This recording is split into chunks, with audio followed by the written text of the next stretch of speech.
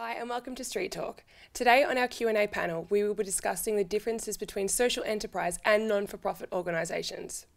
With us today on our expert panel, we have representatives from both sides, social enterprise and not-for-profit, just to help demystify some of the differences between the business models. So first, Kit Tong from STREAT, welcome to the show. Would you mind telling us a bit about what you do? Sure.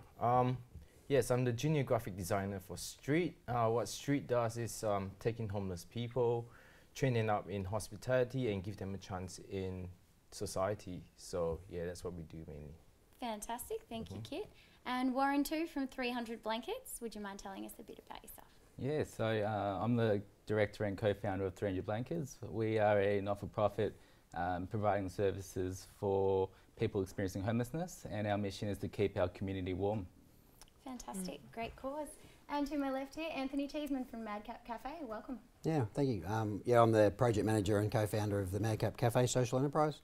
We currently have 4 cafes and a food production facility, and we're owned by a not-for-profit organisation called IRMA, who's a mental health organisation. Very good. And Gemma O'Brien from Melbourne City Mission, also Western Young People's Independent Network. Yeah, that's right. I'm the social enterprise manager at Melbourne City Mission. We run 3 social enterprises. I founded Embracing Diversity, which takes young people from culturally diverse backgrounds and trains them to be facilitators of cultural competency training and workshops. Print Side Up, which provides training and employment opportunities in the screen printing and graphic design industry. And the third is Canvas Town Films, which again provides training and employment opportunities, but in the filmmaking industry. Very good. Great. Street Talk, our Q&A panel here today, is supported under the guidance of STREAT, Melbourne-based social enterprise. So first, let's take a look at what STREAT is actually about. STREAT is a multi-award winning Melbourne-based social enterprise that provide quality food and coffee. STREAT is dedicated to providing homeless youth with the vocational and emotional support they require to start a career and gain long-term employment in the hospitality industry. To date, STREAT have provided over 30,000 hours of hospitality training to youth looking to break the cycle. Research shows that there are currently 105,237 people in Australia who are homeless. 17% of these are under the age of 12, 10% between ages 12 to 18, and 15% are aged between 19 and 24 years old. Today, there are 22,789 homeless people in Melbourne alone. The future aim of STREAT is to be able to feed 1,095 kids per year, which is 1 child per meal per year. Over the last 5 years, STREAT has worked with over 180 young people. In addition to sourcing secure accommodation for disadvantaged youth, STREAT also provide assistance with family problems, mental health issues and drug and alcohol abuse. STREAT work as a social enterprise that reinvests its profits back into the business in order to generate the funds necessary to tackle these areas of social need. So how does that compare to a not-for-profit business model?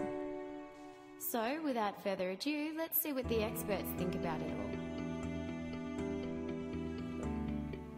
Great.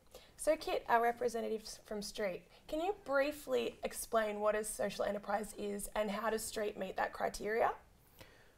Well, social enterprise basically is like a for-profit business. So basically you earn money from it. You have investors in it instead of grants. And what you do is, using these profits, you run the organization and help homeless youth at the same time.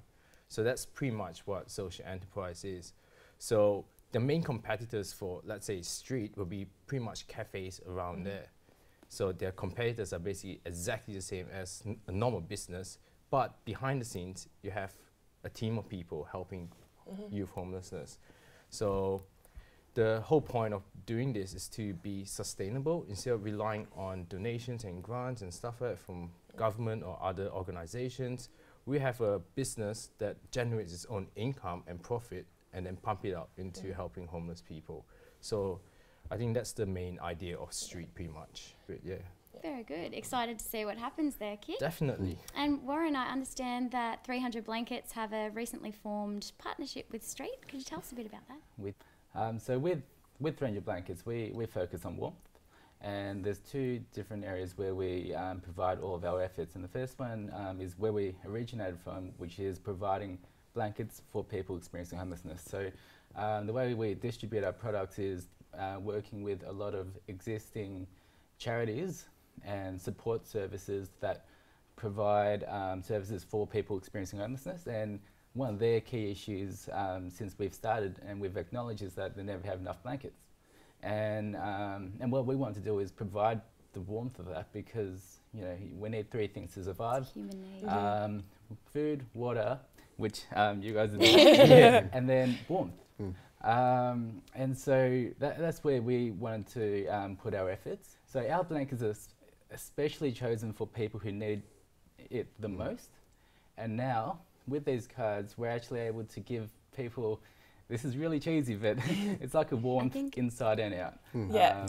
And so it's a partnership that us as a not-for-profit have been able to work very closely with the social enterprise to for the common goal, which is supporting people at the most disadvantaged stage in our community. That's fantastic. Not cheesy at all, because as we know, they are human needs, and it's a great way to combine those two. And obviously to see social enterprise and not-for-profit working together. Right, so Anthony, can you describe for us some of the major differences between a social enterprise and a not-for-profit organisation? Yeah, I think the good thing with what we do, it's a bit of both. So obviously, even 6 years ago when we started the MadCap Café venture, Irma, being the primary owner, is a not-for-profit and has been in Melbourne for 30 years. So you talk about the old way of thinking, not-for-profits. The biggest problem with that, the best thing at the time was not-for-profits have the DGR status and obviously tax deductibility. So you can apply for all the grants with the government and philanthropics because you have that status. So that's good. That's a good thing. MadCap back then was just called MadCap Café. It wasn't called anything else. And it was a program, and it still is a program of Irma today. But over the last journey of the last couple of years, the two words social enterprise have been bandied around a lot in the community.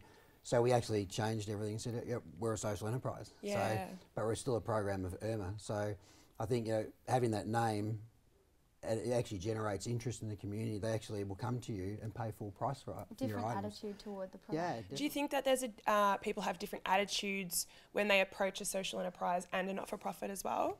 There's a stigma against not-for-profits growing, and the only way these organisations can actually grow and reach the people that need that service, you need to have a business model, and I think that's where social enterprises come in, and the importance of it has really been shown over the last few years when MadCap Café and STREAT has entered into the community, and we've been able to see the benefits of it. So definitely the whole perception of it really needs to change, in that we have to embrace social enterprises in its value for the greater community and how important it is for it to actually grow. I see Gemma nodding over there. I think everyone recognises that there is a finite amount of government and philanthropic funding, and it's harder and harder to get because organisations, those who are giving grants want to see that return on investment. And so that's where our idea for social enterprise was born. So Gemma, where do you think social enterprise sits? Social enterprise plays a key role pivoting between two sectors, that being the non-profit sector and the business sector.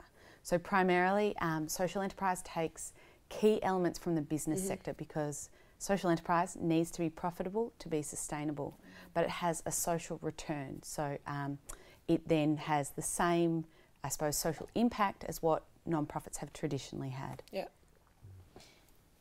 So maybe Anthony, going back to what you mentioned before, the social impact organisations, maybe in the future we could be referring to those two sort of business models as long as we're all reaching that common goal. Yeah, well, I think you're right. I think it's an easy way to remember it. We are socially impacting. Yep.